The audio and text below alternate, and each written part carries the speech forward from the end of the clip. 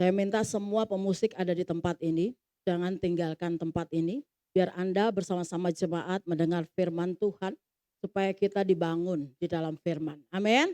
Semua kita juga jemaat, jangan bolak-balik ke toilet kalau lagi firman Tuhan disampaikan. Amin. Supaya Anda menghargai bahwa Tuhan bicara lewat tempat ini. Amin. Bahwa kita semua ketika firman Tuhan disampaikan, Tuhan sedang bicara dalam kehidupan kita. Siapapun hamba Tuhan di tempat ini, kita adalah penyambung lidah Tuhan. Amin. Jadi hargai hadirat Tuhan, hargai Tuhan hadir di tengah kita. Amin.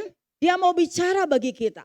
Jadi kita siapkan hati kita, makanya setiap pujian berkata, kusiapkan hatiku Tuhan untuk dengar firman-Mu. Amin. Jadi kita harus siapkan hati kita untuk mendengar firman Tuhan. Karena firman Tuhan itu yang akan menuntun kita kepada jalan Tuhan. Amin. Amin. Saudara, saya pernah kenal seorang hamba Tuhan yang begitu menghargai kebenaran firman Tuhan. Sampai orang tidak boleh lalu lalang, saudara, kalau dia nyampein firman Tuhan. Kenapa? Karena dia bilang itu bukti penghormatan kita kepada Tuhan. Amin. Contohnya kalau bapak saudara sedang ngomong sama saudara, terus tiba-tiba Anda kayosan aja. Maksudnya Anda terserah you mau bikin. Bisa marah gak bapaknya? Betul gak? Bisa marah gak? Coba bapak-bapak kalau tiba-tiba mau ngomong, nak sini. Tiba-tiba anaknya belum bapaknya ngomong udah sorry pak. Keluar. Nah seperti itu. Saudara, kita harus menghargai hadirat Tuhan, firman Tuhan di tempat ini. Kita sama-sama belajar. Baik saya maupun saudara kita sama-sama belajar. Amin. Supaya apa? Supaya ketika kita mendengar firman Tuhan, cara pandang kita terhadap Tuhan semakin hari semakin berubah. Amin.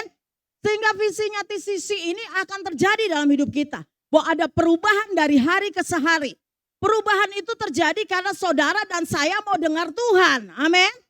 Setelah dengar mau melakukan itu. Amin. Kalau saudara nggak pendengar suara Tuhan bagaimana berubah? Betul? Karena saudara tidak punya pengetahuan akan Tuhan. Kita akan belajar tentang kuasa dalam pujian dan penyembahan. Ya, hari ini kita sudah dipenuhi dengan kuasa pujian dan penyembahan. Hari ini kita menikmati hadirat Tuhan bersama-sama. Amin. Lewat pujian penyembahan, saudara. Nah, kita akan belajar tentang kebenaran firman Tuhan di dalam Kisah Rasul 16 ayat 19 dan sampai ke 31. Kita akan baca bersama-sama.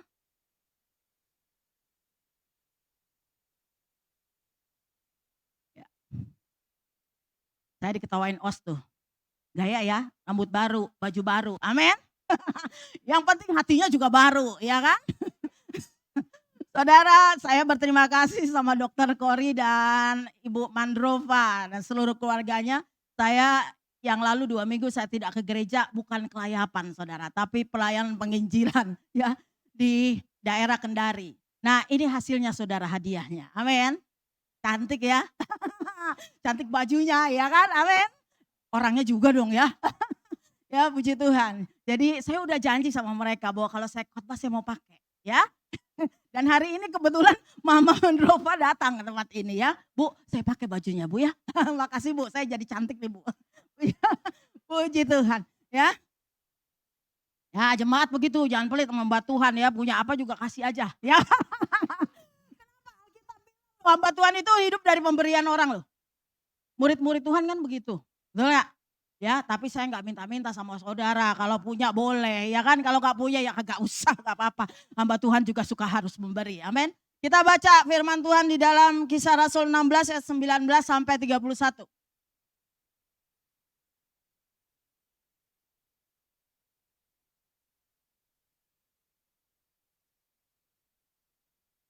Ini tulisannya miring. Ya, oke. Kita akan baca bersama-sama gantian ya. Saya akan baca ayat yang ganjil, Bapak Ibu tolong baca ayat yang genap. Ketika tuan-tuan perempuan itu melihat bahwa harapan mereka akan mendapat penghasilan lenyap, mereka menangkap Paulus dan Silas lalu menyeret mereka ke pasar untuk menghadap penguasa.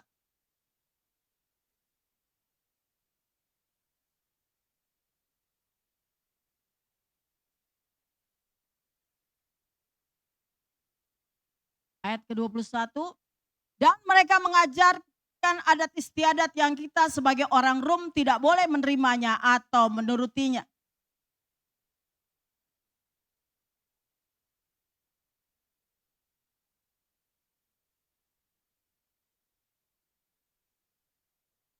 Setelah mereka berkali-kali didera, mereka dilemparkan ke dalam penjara. Kepala penjara diperintahkan untuk menjaga mereka dengan sungguh-sungguh.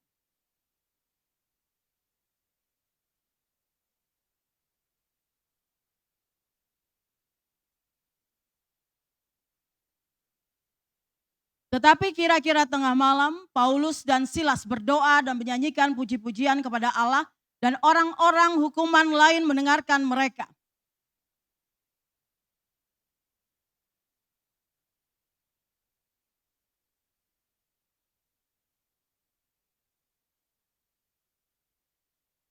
Ketika kepala penjara itu terjaga dari tidurnya dan melihat pintu-pintu penjara terbuka, ia menghunus pedangnya hendak membunuh diri karena ia menyangka bahwa orang-orang hukuman itu telah melarikan diri.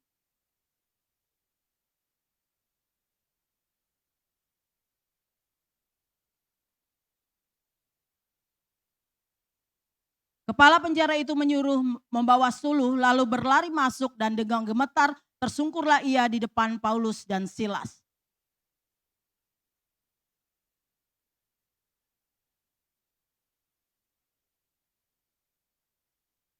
Jawab mereka, percayalah kepada Tuhan Yesus Kristus dan engkau akan selamat, engkau dan seisi rumahmu. Amin. Amin. Saudara sudah dengar firman Tuhan, di sini saya diberi tema kuasa dalam pujian penyembahan. Amin. Siapa di sini yang suka memuji Tuhan dan menyembah Tuhan? Amin. Pasti kita semua suka. Karena pujian penyembahan itu harus menjadi lifestyle dalam hidup kita. Karena orang percaya itu diciptakan oleh Tuhan untuk memuji dan menyembah Tuhan. Saudara yang gak suka memuji menyembah Tuhan nanti gak betah di sorga. Betul? Saudara baca di dalam Wahyu 5 di sana ayat 13 dikatakan apa? Itu ada pujian penyembahan kepada Tuhan. Jadi saudara yang suka memuji menyembah Tuhan itu saudara sedang apa? Sedang menyesuaikan diri dengan suasana sorga. Amin. Amin. Ya, jadi saudara kita harus suka memuji menyembah Tuhan. Latar belakang daripada Paulus, kita tahu bahwa Paulus adalah seorang yang suka membunuh orang-orang percaya. Tapi tidak dengan tangannya, dia menyuruh orang, saudara. Dia pimpinannya, ya. Dia benci, begitu benci sama orang-orang yang percaya. Jadi Paulus di sini dikatakan bahwa ketika Paulus itu bertemu muka dengan Tuhan, hingga apa yang terjadi? Paulus itu bertemu muka dengan Tuhan sehingga ada perubahan dalam hidupnya. Amin. Ada perubahan dalam hidupnya. Saudara yang sudah berjumpa dengan Tuhan, ada perubahan enggak dalam hidup saudara? Ada enggak? Ada ya? Harus ada, saudara. Apa di dalam firman Allah dikatakan ketika kita berjumpa dengan Yesus, ada yang namanya kasih mula. Orang yang berjumpa dengan Yesus pertama kali, dia memiliki kasih mula-mula. Dia sukanya baca Alkitab setiap hari, memuji Tuhan setiap hari, baik di kamar mandi, ya kan, memuji Tuhan aja kerjanya. Kenapa? Karena hatinya dipenuhi dengan sukacita. Amin. Saudara pernah ngalamin? Amin. Kalau yang belum pengalaman, bilang sama Tuhan, aku mau mengalami Engkau Tuhan. Amin. Minta sama Tuhan. Ya, jadi Rasul Paulus ketika dia dikatakan di dalam Kisah Rasul 9, itu dikatakan bahwa Rasul Paulus ketika dia bertemu muka dengan Tuhan, di mana dia jadi yang buta, ya. Nah, akhirnya Tuhan menyuruh seorang hambanya untuk berdoa baginya. Dan Alkitab berkata dia dipenuhi dengan Roh Tuhan. Ketika orang dipenuhi dengan Roh Kudus, orang akan berani memberitakan Injil. Amin. Jadi ada dorongan dalam diri Rasul Paulus bahwa setelah dia bertemu dengan Tuhan, dia dipenuhi dengan Roh Kudus, dia mau memberitakan Injil. Maka di sini dikisahkan bahwa Paulus ini memberitakan Injil di dalam Filipi, itu di Makedonia, ya. Jadi kota tersebut adalah kota yang sangat maju, tetapi apa? Kotanya itu suka hidupnya adalah orang-orang kotanya masih suka ke peramal. Tukang tenun, mencari berkat melewat petunjuk-petunjuk arwah-arwah orang mati. Jadi saudara, di Filipi ini kota yang bisa dikatakan sebenarnya kota modern zaman dulu. Tapi masih orang-orang suka berdukun. Ya, masih pemuja-pemuja tenung saudara. Ya, jadi gak bedanya sama dunia kita saat ini. Mungkin orang pinter S2, S3, S-teler dan sebagainya. Tapi mereka masih suka berdukun. Masih bangga lagi. Aduh nih, aku punya yang namanya keris. Aku masih punya yang namanya pegangan nih. Wifi yang bawanya dari kampung, kan begitu. Ya, oh yang kayak gitu mah bukan Kristen yang beneran saudara. Saya mau bilang. Karena di dalam firman Allah kita baca dalam Keluaran 22 ayat yang ke-18. Supaya kita tahu ya, bahwa orang percaya tidak boleh tanya peramal. Ya, karena masih ada, saya pernah loh. Katakan ibu Kristen, saya melayani. Terus ya waktu saya ketemu dia, karena saya dulu mantan peramal. Waktu saya ketemu dia, tiba-tiba, aduh dia langsung gemeteran lihat saya. Saya bilang gemeteran, kenapa ibu gemeteran? Saya nggak tahu tadinya kenapa. Tapi dia langsung ngomong sama saya, nggak tahu di dalam diri saya gemeteran ketemu ibu. Karena ada Roh Kudus dalam hidup saya. Nah roh peramal itu takut saudara, dia mulai manifest. Dia mulai kegemeteran, dia bilang, ujung punya ujung. Ternyata orang ini suka ngeramal pakai tarot. Saudara yang suka meramal pakai tarot, pasti bertobat. Karena saudara yang suka meramalan itu dari roh-roh orang mati. Itu kalau saudara baca, itu rohnya 6.000 yang dari kuburan. Ayo kita baca dulu di dalam Keluaran 22 ayat 18.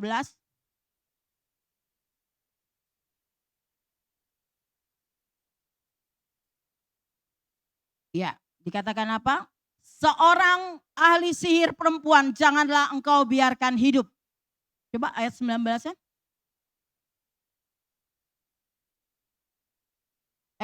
Keluaran ya 22 ayat 18 ya.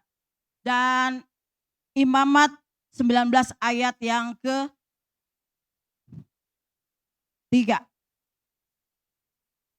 Oh ini ya, betul 31. Janganlah kamu berpaling kepada arwah atau kepada roh-roh peramal.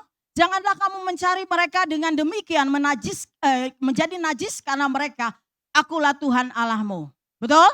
Jadi saudara yang suka ngeramal-ngeramal, Tuhan bilang apa? Menjadi najis. Saudara mau gak kalau orang ngeliat saudara? Ada gak? Pernah gak digituin orang? Orang sebel sama kita, dia ngomong begini.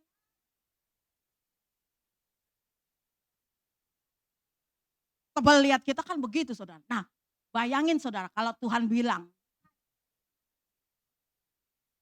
Serem gak saudara? Jadi jangan coba tanya Feng Shui, tanya semua peramal.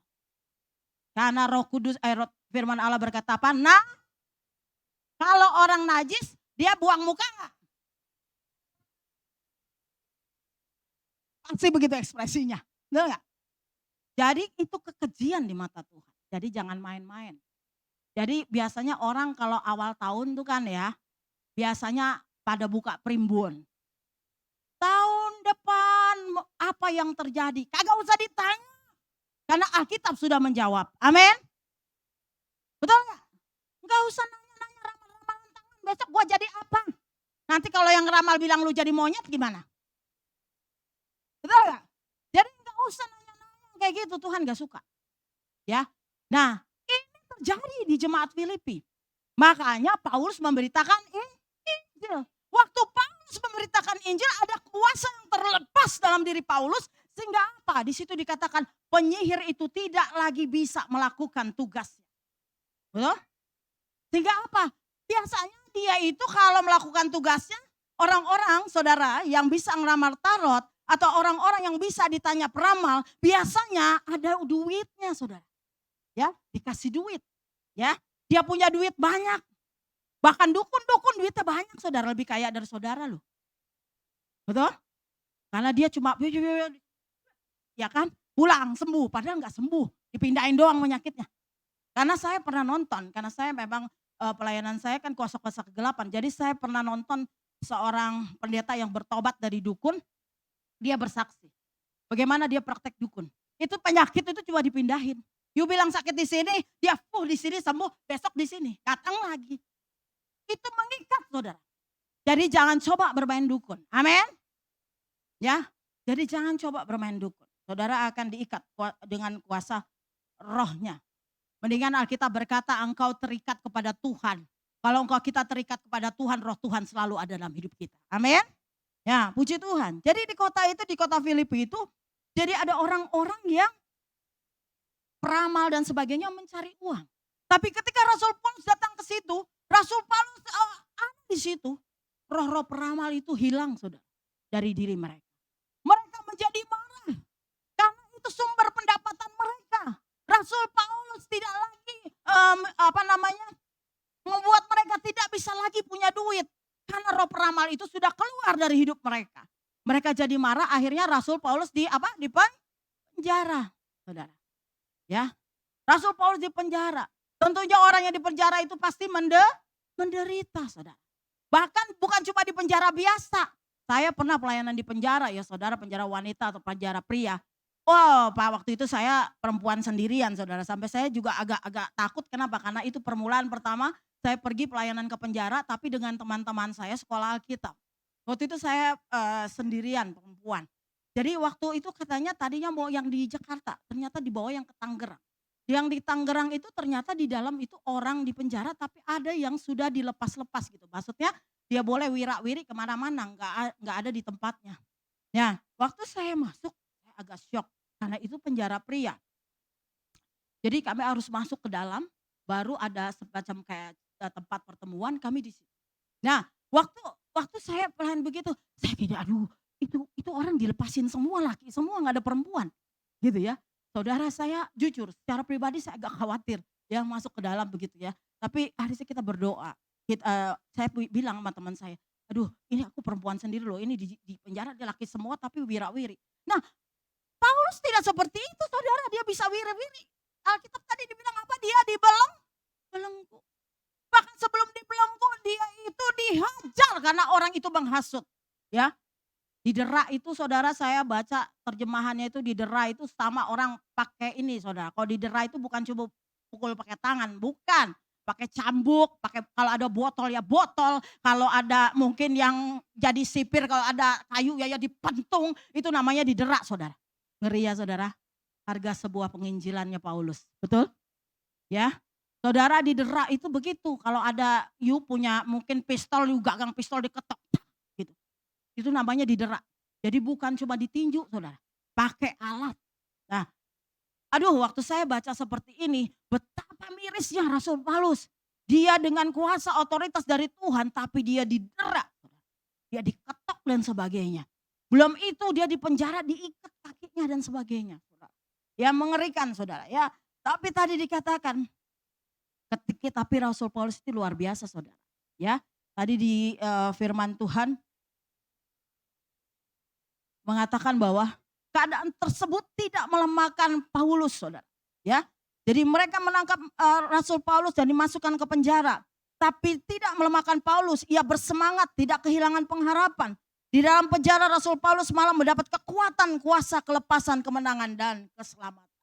Jadi saudara, Paulus sudah didera karena nama Tuhan, dia tidak menghujat Tuhan. Amin. Ya tadi Dimas bersaksi, Tuhan ambil semua yang dia suka, apa yang dia punya. Ya, dia sempat maskul saudara. Tapi dia tetap mengingat bahwa segala sesuatu datangnya dari Tuhan. Amin. Amin. Baca Alkitab di Ayub berkata, semua diambil. Tapi Ayub bilang, aku datang telanjang, pulang telanjang. Jadi apapun yang Tuhan izinkan diambil semua daripada saudara, ingat Alkitab berkata begitu. Tapi ingat saudara, firman Allah berkata, jika Tuhan memproses kita untuk membuat kita semakin rendah di hadapannya, semakin bergantung sama Tuhan, sehingga sama seperti Ayub. Ketika dipulihkan, Alkitab berkata orang dipulihkan bagaikan mimpi. Amin. Amin. Kok kemarin saya begini ya, tiba-tiba saya jadi begini ya. Ayub itu dari miskin, kin. Sampai bahkan bukan cuma miskin, sakit saudara. Sakit itu sampai dia garuknya pakai, kalau kita ngeri gak saudara, pakai beling saudara. Iya kan? Tapi ketika Tuhan pulihkan, Alkitab berkata, Ayub dipulihkan berlipat kali ganda. Amin. Jika proses itu boleh kita lalui bersama Tuhan, ingat bahwa Tuhan baik. Dia pasti memulihkan keadaan kita. Amin. Amin. Kalau dia melukai, dia akan membebat kita. Puji Tuhan. Kita akan masuk dalam pembantuan lebih lanjut. Pujian dan penyembahan artinya adalah ungkapan syukur atas apa yang Tuhan telah kerjakan. Sebagai ungkapan pemujaan, penyembahan yang memuliakan Tuhan. Pujian menyatakan kerendahan hati kita, memusatkan hati kita kepada Tuhan dan ungkapan cinta, rasa syukur dan penyembahan. Pujian akan membawa kita semakin akrab dengan Tuhan, intimacy. Pujian membawa kita ke dalam kuasa Tuhan. Jadi beberapa pujian yang kita naikkan sama Tuhan, makanya saudara kalau menyembah Tuhan seperti tadi, kenapa perlu ditulis di sana? Belum tentu saudara apal kan itu lagu-lagu ya yang dibawa NWL. Kenapa mesti ditulis di sana? Waktu Anda baca dan memuji Tuhan, biar pujian itu sungguh-sungguh ada di dalam hidup saudara dan di dalam mulut saudara-saudara. Amin. Ya, jadi waktu juga yang ada beberapa cara kita bisa memuji Tuhan. Pertama, ungkapan rasa syukur, bernyanyi, bermain musik. Tadi sudah dilakukan semua, ada instrumental ya. Sorak-sorai, menari, angkat tangan dan bertepuk tangan. Saudara kalau baca di dalam Mazmur, ya di dalam Mazmur 105 di sana semua ada dengan rebana, dengan ceracap, dengan alat-alat musik. Tapi kali ini Rasul Paulus tidak dengan alat musik. Dia memuji Tuhan, menyembah Tuhan, memang tidak diceritakan dia modelnya seperti apa, tapi penyembahannya itu luar biasa. Amin. Jadi ingat saudara, pada saat Anda mengalami masalah pergumulan, ingat angkat tanganmu, pujilah dia. Jadi kalau tadi Dimas berkata angkat tangan, itu ada firmannya saudara. Amin. Dulu saya itu tukang menghina orang saudara. Karena saya berbeda yang lain saudara. Ketika saya lihat ada orang di depan rumah saya itu suka memuji menyembah Tuhan bahasa roh. Saya tukang ngata-ngatain. Itu bahasa apa sih? Bahasa setan pasti begitu. Saya ngomong loh saudara. Apalagi saya bilang apaan sih ribut banget memuji Tuhan bertepuk tangan. Emang Tuhan burung? Betul loh saudara. Saya ngomong begitu karena saya nggak tahu firman Tuhan. Setelah tahu firman Tuhan malu saya saudara. Gimana cara Tuhan mempermalukan saya? Saya pergi ke sebuah gereja GBI karena teman saya. Ayo ikutan ibadah kata pemuda saudara. Habis itu ikutan ibadah hari Minggu seperti ini. Saya coba ikut ibadah hari Minggu. Tiba-tiba apa saudara? Lagi pujian. Aku mengasihi engkau Yesus. Karena saya biasa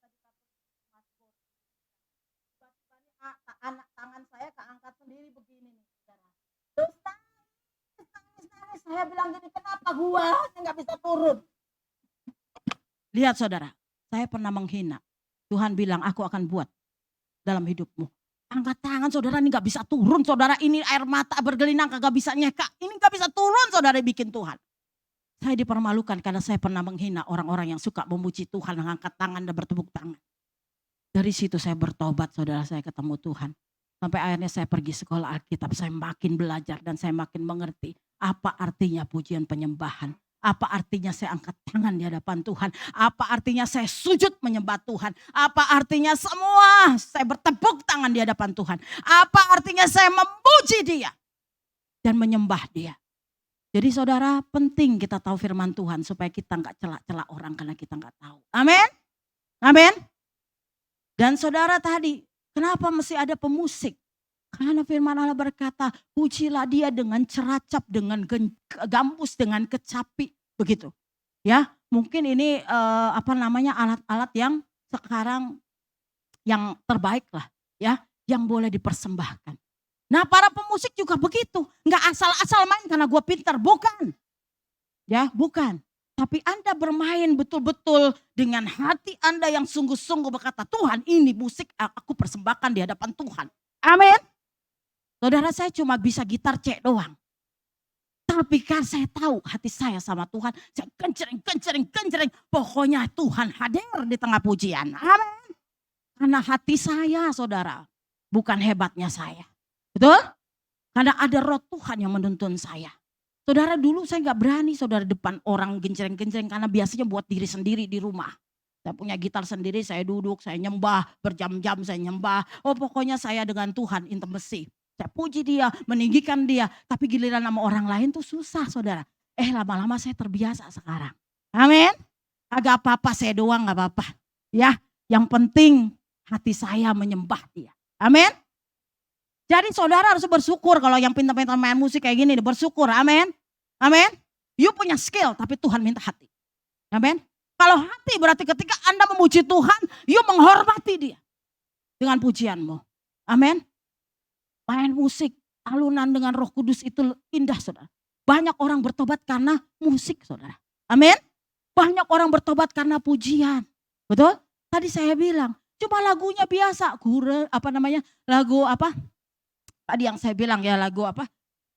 Oh ya, aku mengasihi engkau Yesus saudara. Coba lagu itu, tapi karena yang main musik, yang memimpin WL, yang memuji Tuhan di sini adalah orang-orang yang membawa hati sama Tuhan, sehingga itu menyentuh hati semua orang. Amin. Saya pernah penginjilan, kalau Pak Esra bilang orang kuning, kalau orang kuning ya ingat lah ya, gitu. Ya, pokoknya di luar Tuhan. Waktu saya penginjilan datang ke rumahnya, kita berdoa, mendoakan rumahnya, suaminya belum ada. Istrinya bilang, aduh kalau ketahuan nih nanti saya dimarahin sama suami. Tapi ternyata malamnya dia dimimpin sama Roh Kudus dan mimpinya semua tepat dibilang sama suaminya. Akhirnya mereka datang ke gereja. Waktu mereka datang ke gereja saya lihat. Mereka itu belum orang percaya. Tapi ketika mereka masuk di dalam hadirat Tuhan. Itu bapak sama ibunya belum percaya Yesus bisa nggak berhenti dengar lagu pujian. Kenapa saudara? Karena Alkitab berkata Allah hadir di tengah puji. Waktu kita memuji Tuhan Allah hadir, amin. Saya percaya waktu Dimas memuji di tempat ini dia tahu bahwa Tuhan hadir di tengah kita, amin. Amin. Jadi saudara yang dari rumah itu kalau mau datang ke gereja siapin hati saudara, gua mau memuji Tuhan, beri yang terbaik. Enggak usah lihat kiri kanan, malu angkat tangan, yuk beri buat Tuhan. Bukan buat saya, bukan buat orang lain. Daud aja gak pusing dia dikatain gila sama istrinya, betul? Yang penting gua menari buat Tuhan, yang saya sukakan hati Tuhan bukan hati manusia. Betul? Makanya kalau malu mah merem aja udah angkat tangan, aduh nikmati indah aja sama Tuhan, kan begitu. Ya kan? Kalau Anda lihat kiri kanan kayak Petrus tenggelam. Ya kan? Kagak jadi angkat tangan kata Tuhan, orang memberi buat Tuhan. Makanya Alkitab ada bilang dalam Matius begini. Ya, di mana kita memuji Tuhan tapi hati kita jauh daripada Tuhan. Kenapa? Hatinya jauh. Di sini memuji Tuhan yang dipikirin, aduh kompor gua gimana tadi udah matiin belum? Ya kan? Yang dipikirin, aduh besok habis gereja mau jalan-jalan kemana? Enggak usah yang kayak gitu. Nanti Tuhan bilang memuji Tuhan pikirannya kemana-mana. Memuji Tuhan lihat tuh kata-katanya, angkat tangan, bilang Tuhan engkau baik.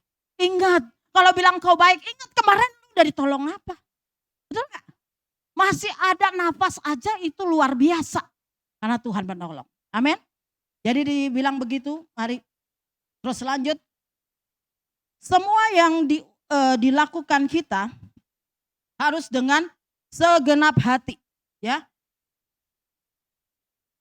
Dalam Matius 15 ayat 8 berkata, bangsa ini memuliakan aku dengan bibirnya, padahal hatinya jauh daripadaku. Jangan sampai terjadi dalam hidup kita. Amin. Ya. Memuji Tuhan mah di sini, hatinya masih mikir-mikir yang lain. Oh jangan, tak boleh. Ya, itu pujian yang benar. Pertama, lahir dari kerendahan hati, ketulusan hati kepada Tuhan. Yohanes 4 ayat 23 berkata, penyembah-penyembah benar akan menyembah Bapa dalam roh dan kebenaran, sebab Bapa menghendaki penyembah-penyembah yang demikian. Amin. Jadi kita harus berdoa, memuji Tuhan dalam roh dan kebenaran. Maka saya malah di sekolah Alkitab itu, karena kami semua sudah berbahasa roh, kadang-kadang kami memuji dalam bahasa roh.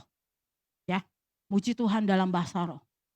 Enggak penting orang mau ngerti kayak gak mau ngerti karena memang kami semua sudah sama. Ya, lain kalau di sini mungkin saya misalnya menyembah pakai bahasa roh, Anda nggak tahu yang belum apa-apa Anda syak. Sebenarnya semua tuh ada di Alkitab. Ya, ada kita memuji Tuhan dengan akal budi kita, ada kita memuji Tuhan dengan roh kita. Terserah Roh Kudus kerja kok saudara yang atur-ngatur. Iya kan? Benar gak? Kalau orang kepenuhan Roh Kudus di tempat ini emang saya ngatur? Enggak. Bisa Tuhan lawat siapa aja, tiba-tiba orang lagi memuji Tuhan, yuk kepenuhan Roh Kudus, yuk bicara tentang bahasa roh. Enggak urusan, terserah Roh Kudus. Betul gak? Ya. Jadi terserah pekerjaan Roh Kudus, jangan pakai ditahan-tahan. Enggak, itu sesat. Kata lu sesat, kata Tuhan mah enggak. Ya kan? Nah seperti itu. Yang kedua, pujian adalah gaya hidup. Jadi harus lifestyle. Ketahuan orang yang bergaya hidup suka memuji menyembah Tuhan, pasti banyak pujian yang dia hafal. Amin. Amin. Kok dari dulu haleluya 12 kali aja. Ya kan? Ditanyain, Bu lagu apa? Haleluya 12 kali. Besok minggu depan ketemu, Bu lagunya apa? Haleluya 12 kali. Padahal Alkitab berkata Tuhan memberikan nyanyian baru dalam mulutku. Untuk apa? Memuji-muji Allah kita. Supaya apa? Banyak orang melihatnya dan menjadi takut. Lalu percaya kepada Tuhan. Jadi ada kuasa dalam pujian. Saya kadang-kadang menyembah di rumah. Itu ada lagu-lagu. Kemarin saya bilang gini sama Tuhan. Tuhan, saya kan suka memuji Tuhan. Suka menyembah Tuhan. Ya kan? Tuhan beri saya suara, ya puji Tuhan. Buat saya yang terbaik. Terus saya duduk nyembah Tuhan. Iya, mesti ada pujian baru. Saya nyanyi, saudara. Kemarin sebenarnya nyanyi pujian yang saya rekam sendiri. Tapi entah kenapa HP saya tidak sama saya. Saya cari-cari hilang, saudara. Padahal saya sudah kepengen begini, biar ada lagu baru nih yang gue bisa nyanyiin sendiri. Amin. Ya kan? Harusnya begitu, saudara. Ya kan? Ya, jangan dari dulu sampai kemarin, Bu, nyanyinya apa? Haleluya 12 kali, Bu. Ya, nyanyi gak pernah berubah karena gak ada lagu baru dalam hidup saudara. Jadi kalau ada lagu-lagu baru di YouTube, ya udah belajar aja tuh kayak Cihilda. Ya, cuma dia gak mau jadi singer, saudara. Padahal lagunya udah banyak, saudara, ya, kayak Cohen. Waduh, saya lihat sambil dia kalau itu lagi nyanyi, ya kan, nyanyi muji Tuhan. Dahsyat, saudara. Amin, amin. Ya kayak gitu, sambil masak ibu. Pujilah Tuhanku, ya kan, selama-lamanya. Masak pakai urapan, enak pasti. Amin. Ya gitu dong, kan ada gairah pujian dalam hidup kita, amin. Karena Tuhan ciptakan kita pemuji dan penyembah Tuhan. Ya, ada ibu-ibu yang saya kenal di persekutuan saya, kalau ada masalah yang berat, dia sakit atau pokoknya dia punya pergumulan, dia angkat tangan. Oh Tuhan, dia memuji Tuhan, ya. Aku percaya, ya kan, Tuhanku ajaib. Dia turun tangan memulihkanku. Nah, kalau lagi bermasalah, puji Tuhan, amin. Waktu Anda memuji Tuhan, ada kuasa yang bekerja dalam hidup saudara dan saya, amin. Amin. Jadi jangan kira ada masalah nyanyinya macam-macam, saudara, ya kan. Lagi bermasalah sama suami, nyanyinya apa? Apa namanya? Kenapa Ferry? Yang didengar lagu pulangkan saja. Repot, saudara. Kenapa saudara mesti memuji Tuhan? Karena dalam pujian ada kuasa. Amin. Jangan pulangkan saja, ntar lu benar-benar dipulangin hanya mewek, ya kan? Jangan, saudara, ya. Kalau kita sedang mungkin masalah sama suami, duduk, datang berlutut, doa. Aku percaya Tuhanku ajaib. Dia turun tangan memulihkanku, ya kan? Aku percaya Tuhanku dahsyat. Dia turun tangan memberkatiku.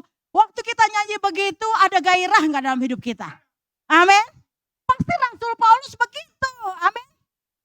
Kalau lagu sekarang Mas biasanya kan begitu, lagu KKR. Ada kuasa dalam darahnya, darah domba Allah. Ku menang. Amin. Itu pernyataan tentang declare kuasa Allah. Ketika Anda bicara tentang itu, ada kuasa yang mengalir. Amin. Ada yang sakit disembuhkan. Yang beban berat diberikan kelegaan.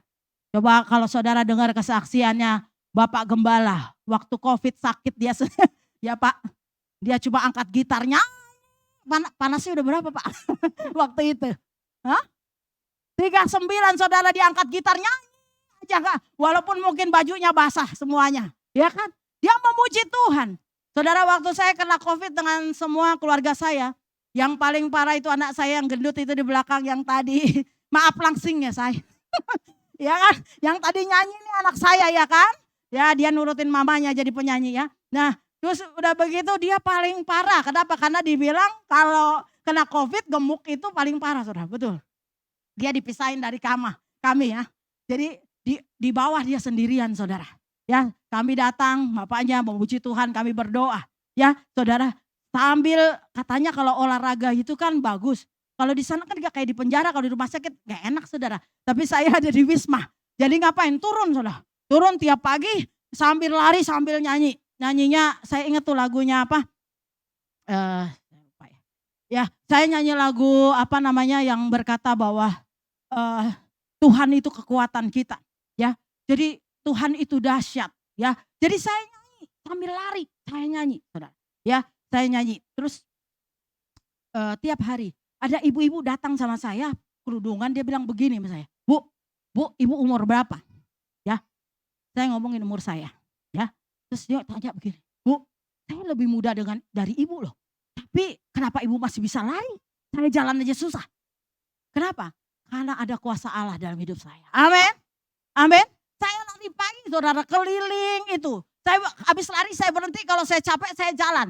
Tapi saya bilang 7 kali saya akan mengelilingi tempat itu sambil apa saudara? Sambil nyanyi dan berdoa buat tempat itu. Karena saya tahu ada kuasa dalam doa keliling. Amin. Amin. Sekarang Wisma udah ditutup. Lah itu tuayan kita juga yang berdoa di sana. Amin. Amin. Jadi saya nggak mau kalah dengan penyakit itu saudara.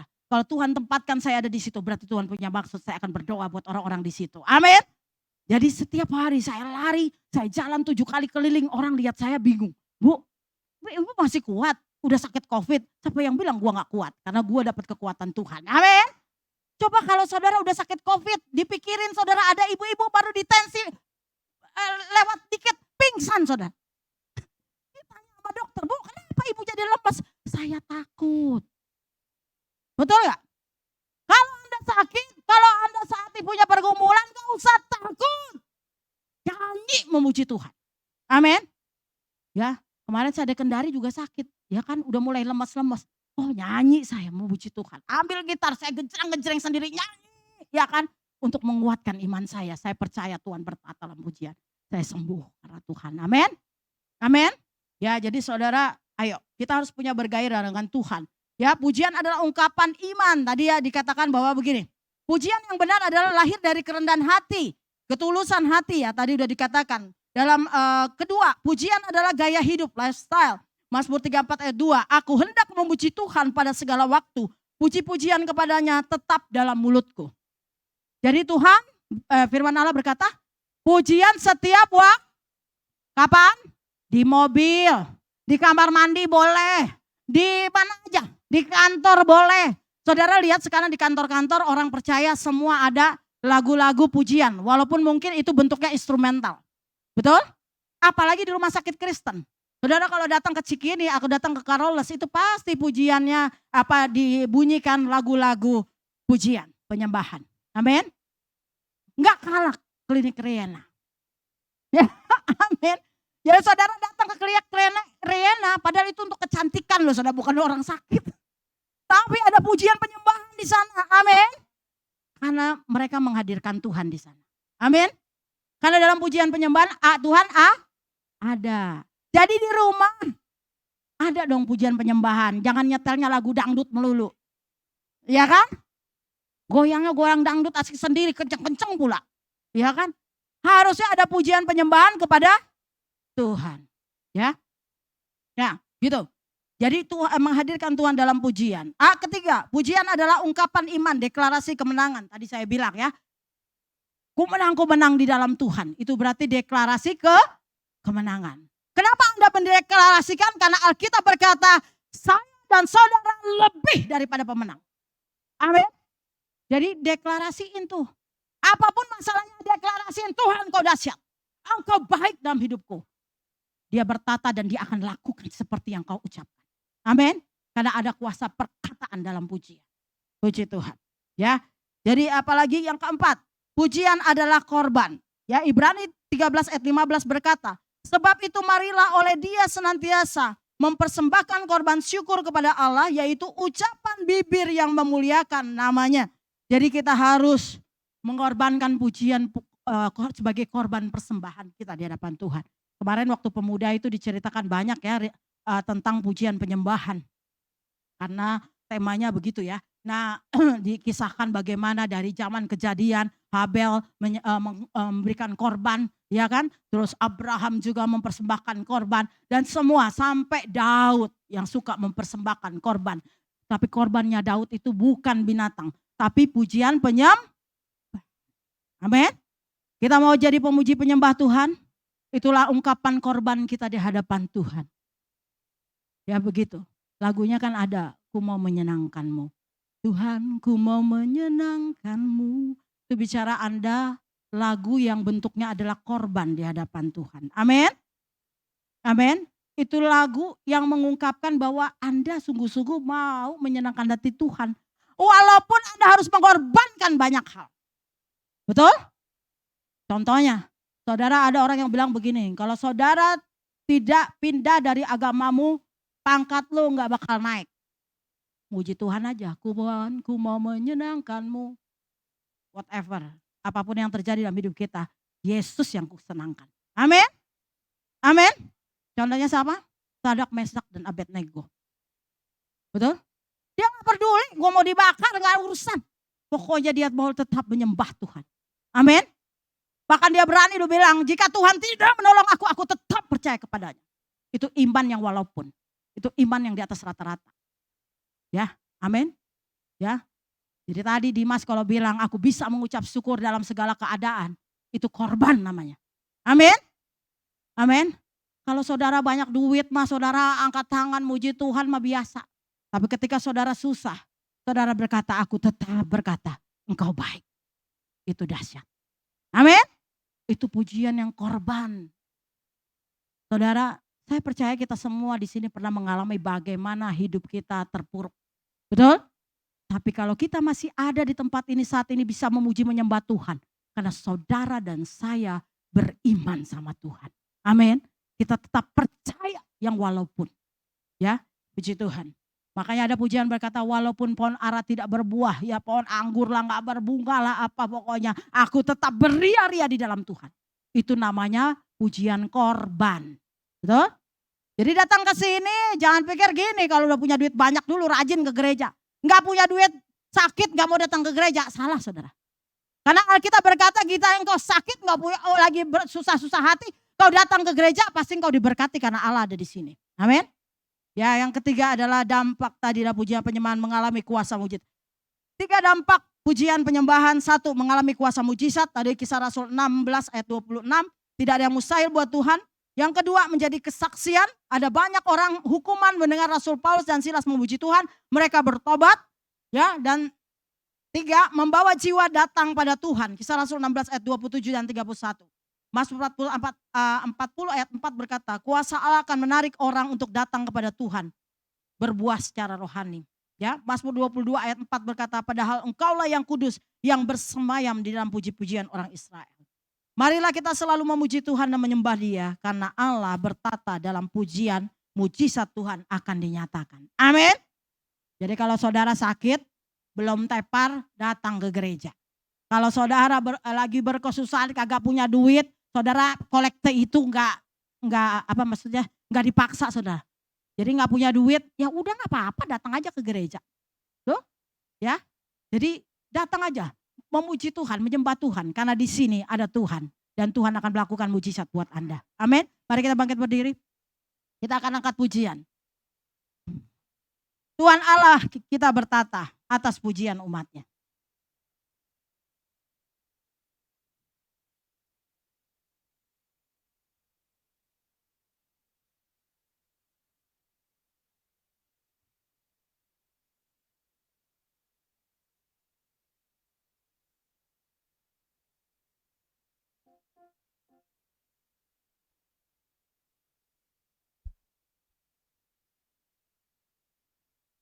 Puji Tuhan, kita sudah dengar firman Tuhan. Kita akan memuji Tuhan dengan sukacita. Amin.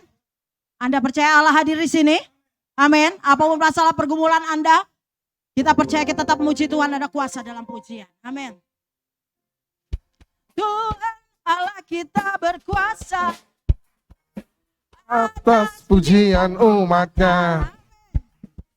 Tuhan Allah kita berkuasa atas pujian umatnya. Bila Allah hadir di tengah kita, kuasanya mengalir dengan dahsyatnya. Ada kuasa dalam pujian, bernyanyilah segenap hati dan jiwa. Ada kuasa dalam pujian yang sanggup membungkam kekuatan lawan.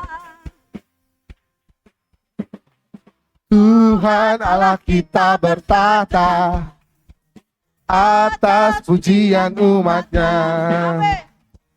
Tuhan Allah kita bertata atas pujian umatnya. Bila Allah hadir di tengah kita, kuasanya mengalir dengan dahsyatnya. Ada kuasa dalam pujian, bernyanyilah segenap hati dan jiwa. Sebab ada kuasa dalam pujian yang sanggup membungkam kekuatan lawan. Ada kuasa dalam pujian, bernyanyilah segenap hati dan jiwa. Ada kuasa dalam pujian yang sanggup membungkam kekuatan lawan. Tuhan Allah kita bertata atas pujian.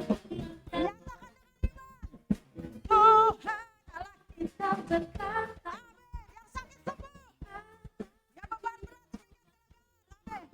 bila Allah hadir di tengah kita, kuasanya mengalir dengan dahsyatnya. Tuhan Allah kita bertata atas pujian umatnya. Tuhan Allah kita bertata atas pujian umatnya. Bila Allah hadir di tengah kita, kuasanya mengalir dengan dahsyatnya. Ada kuasa dalam pujian, bernyanyilah segenap hati dan jiwa. Ada kuasa dalam pujian yang sanggup membungkam kekuatan lawan. Ada kuasa dalam pujian yang sanggup segenap hati dan jiwa. Ada kuasa dalam pujian yang sanggup membungkam kekuatan lawan. Yang sanggup membungkam kekuatan lawan. Yang sanggup membungkam kekuatan lawan.